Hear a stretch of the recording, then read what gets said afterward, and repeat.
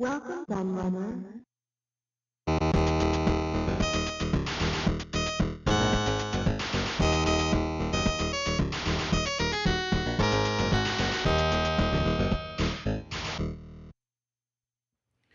Hello everybody, Kieran aka The Laird here, and I'm back with a new board game review for you. And I've not done a board game review for absolutely ages because I've been doing lots of other things, and especially lots of these Laird's Lowdown blog style videos that you seem to really like. They've been really popular on the channel. But I thought it was high time I covered one of these because I haven't done one, as I say, for quite a long time. I can't remember what the last one I did now was. Probably the Berserk, wasn't it? Because as I was about to say, there is a whole series of these MB board games, vintage ones from the 80s that are based on arcade games. And I've already looked at Pac-Man, Turbo and Berserk, I believe. And now it is the turn of Frogger. And I've been trying to collect up these games because I love these vintage board games. I think they're absolutely amazing, and you always seem to like me looking at them as well. And you might also remember that I was actually bought a load of them for my birthday earlier this year, which is how I acquired so many at once. So I'm still working through those because I have tons of them to look at.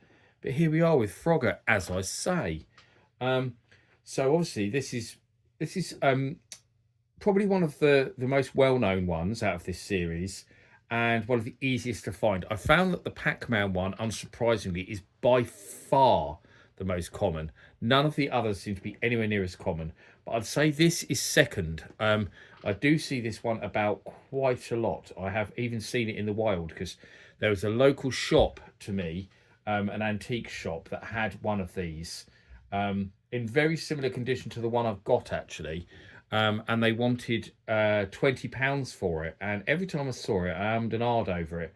And then eventually I decided I was going to get it, and I went back and it had gone.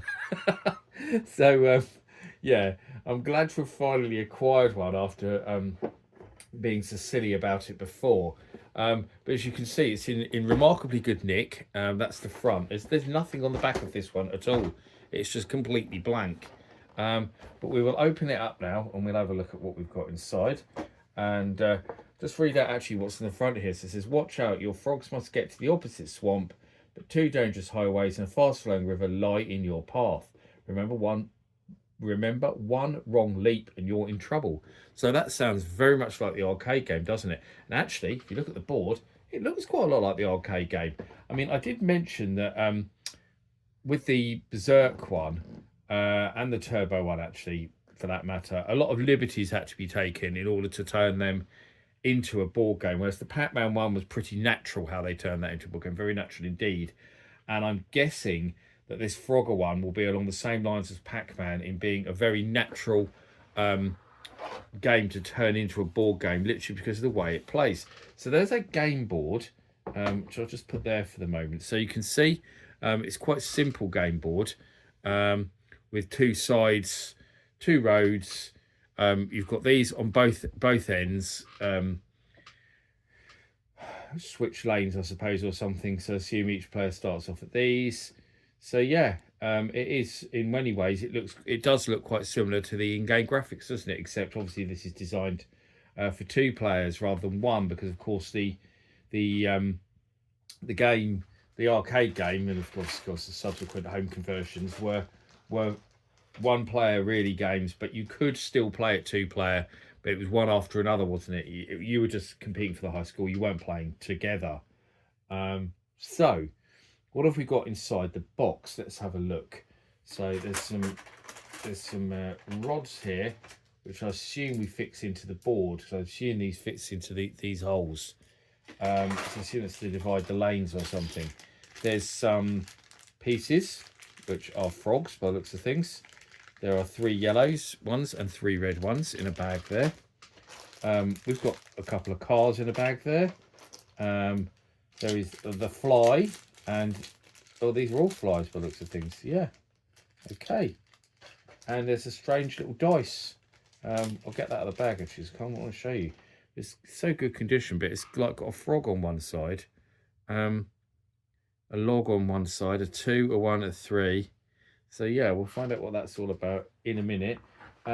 So the instructions on the back of the box, I'm guessing, they're quite often are with these. Sometimes though, there is a couple of these I've got that I've got in separate instruction booklets that go in. I think Berserk had a separate instruction booklet, but this has got it on the back of the box, same as Pac-Man. Which I actually prefer. I prefer it when they've got it on the back of the box because it's all laid out in one go rather than having to turn through pages. And it's very easy to reference, I think, when it's all laid out like this. So it contains one game board. Yes, it does. 4 logs, 9 barriers and runners, 2 cards, 1 dice, 1 label sheet, 6 frogs. I haven't got the label sheet, but I assume it's because the labels have already been put on. I'm guessing they're these labels that are on these logs. So it says, carefully twist off the frogs, logs and cards and barriers from their runners. Okay. Open the game board and fit each of the 9 plastic barriers as follows. Place one of the studs into a keyhole slot and gently flex the barrier to allow the second stud to slip into the other slot. Note the studs are different sizes and the larger stud must be fitted into the larger hole. Finally, straighten the barrier and engage the 2 small pegs in the holes on the game board.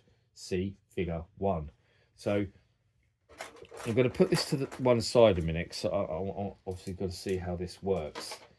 So yeah, so I see you've got 2 big ones and then 2 small ones.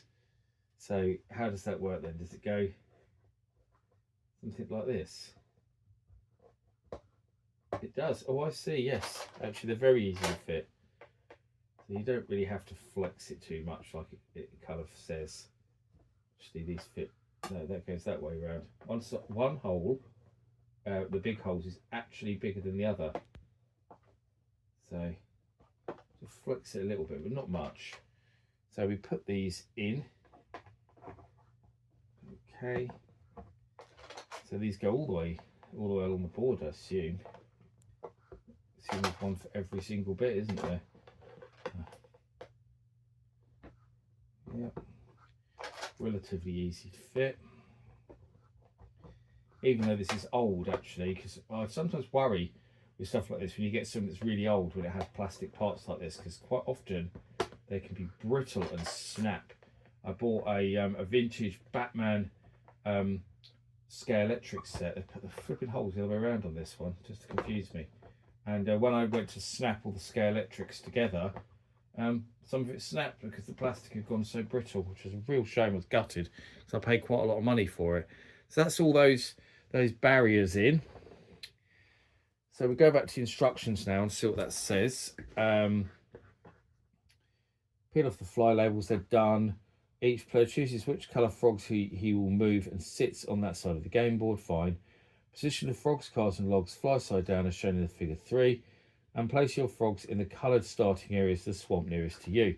So, okay, so you just place the logs in the river somewhere there, which I can't really do because of the way I'm obviously showing you the game board.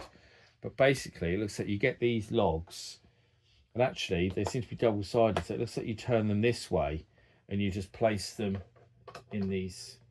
Actually, that holds it, probably because that's a smaller gap on that one. So it looks like you kind of just place these in these holes like that. Something like that. Okay. You can place them anywhere you like down those. So, and that's it. And that's how you set the board up. And then it says to play. So choose a player to start your turn to throw the dice. If you throw a number, you may move your own frogs at any coloured obstacle, cart or log, or combinations of both. The number of spaces indicated by the dice. You may move the pieces in any order. That's interesting. So you can move your frog, you can move the cars, which obviously sit in these lanes. I'll show you the cars actually because I haven't got a car out. So there's a red car. There's a red car and a yellow car. They obviously just sit in these lanes. I guess you get them on each side. Okay, but the cars take up 2 spaces, don't they? Yeah, they do. Okay, so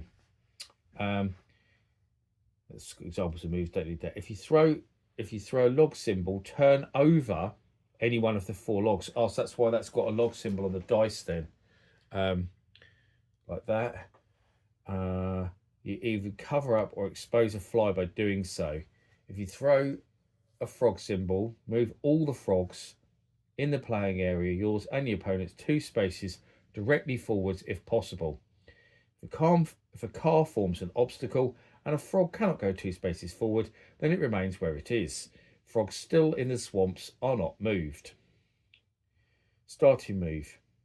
Your frog's first jump will move his coloured starting area into any one of the 8 spaces in the nearest road lane. Game spaces. Your frogs may move the number of spaces indicated by either part of the dice throw or the full dice throw. There are 8 rows of 8 spaces. Frogs can land on any of these spaces in the road or in the river. You can only move your own colour frogs except when throwing a frog symbol.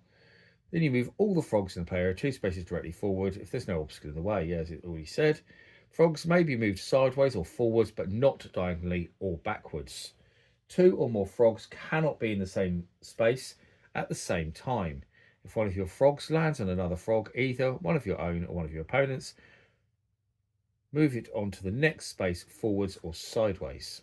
Okay, jumping over or landing on frogs. Frogs may land on logs. Jumping over or landing on logs, not frogs. Frogs may land on logs or river spaces. When a frog is on a log, it is considered safe and cannot be knocked off into the river. Count a log as 1 space if you're moving forwards, or as 2 spaces if you move sideways on it. Each log is 2 spaces long. If one of the frogs lands by exact count on a log with the fly side up, or it is sitting on a log when the fly side is revealed on the throw of the log symbol, you must move that frog 2 extra spaces forward immediately. So like the flies are like a bonus, like in the game then. A frog cannot jump over or land on a car. The logs may be used as game spaces for your frogs to land on, or they may be moved in their own right. You may move any colour log. You may move a log that has a frog on it, either yours or your opponent's. You may use all or part of your dice count to move a log or logs. The dice count determines how many logs you may move, how many spaces to move them. To move a log, keep it in its lane and slide it from one side of the board to the other or any position within that lane. This constitutes 1 move on the dice throw, e.g. if you throw 2, you may move 2 logs. If you may move 1 log and 1 other playing piece, frog or car. If your opponent's frog is occupying a space in the river and is not on the safety of a log, use part or all of your dice count to slide a log onto your opponent's frog so the log covers the space where the frog was. Your opponent is penalised and must return the frog to its swamp to begin again. Since logs are safety spaces in the river and landing on a log with a fly will reward you 2 bonus spaces, you may wish to use your dice throw to slide a log into position so that your frog can land on it and use it as a stepping stone to cross the river. That's what I thought without even reading ahead. I gathered that was how it worked. So the cars, you may move either car. You may use all or part of your dice throw to move a car or cars. E.g. if you throw 2, you may move 2 cars, or make 2 moves with 1 car, or move 1 car and 1 frog, etc. You may move a car in 2 ways. Slide a car in either direction into its lane in any position in that lane, or out into the turning area. This counts as 1 move. Or move a car into the next lane and slide it to any position up or down of that lane. This counts as 2 moves. If your opponent's frog is occupying a space in a road, use part of all of your dice throw to slide a car into your opponent's frog so that the car covers a space where the frog was. Your opponent must then return the frog to his swamp to start the journey again. Since the frog cannot jump over or land on a car, use your dice count to slide a car into the path of an opponent's frog to act as an obstacle. The first player to get all 3 of his frogs into the opponent's swamp is the winner. Awesome, that sounds really good. It's a very, very simple game to play. So I'm guessing if you've got younger children, that makes it really, really easy to play. Yeah, you do have 6 frogs, I've noticed. We haven't had a look at a frog, but they're not that exciting. So let's get one of them out. There's our little frog. This sounds quite good. I mean, I've not actually played this one yet, so I've kind of done this review blind, but I like to read and explain the rules and see how it works first. So that's really cool. This sounds quite fun. I might have to give it a game tonight with my wife because she loves playing board games, and she says we should play board games more often. So I will be giving this a play later on tonight to see how fun it is. I think because this does sound like a good little game. But that's it, really. There's not a lot more to say about Frogger. It certainly sounds like a simple but fun game. Sounds like it'd be good for young kids especially. I mean, it says 7 to 14 years, but I reckon you could probably get even younger kids than that playing it, really, if you helped them. But yeah, it looks like a lot of fun. But that's it. That's my my vintage Frogger board game. Let me know your thoughts on this. Did you own this one back in the day? Did you have a lot of fun with it? Do you enjoy playing it? Do you still play it now? All of that business. I always love to hear from you and hear your thoughts and memories, especially. I love all the nostalgic stories you share with me. So yeah, so please leave some comments down below this video. But as always, I've been the Laird. I thank you very much for watching, and I'll see you all again for another video very soon. Bye bye.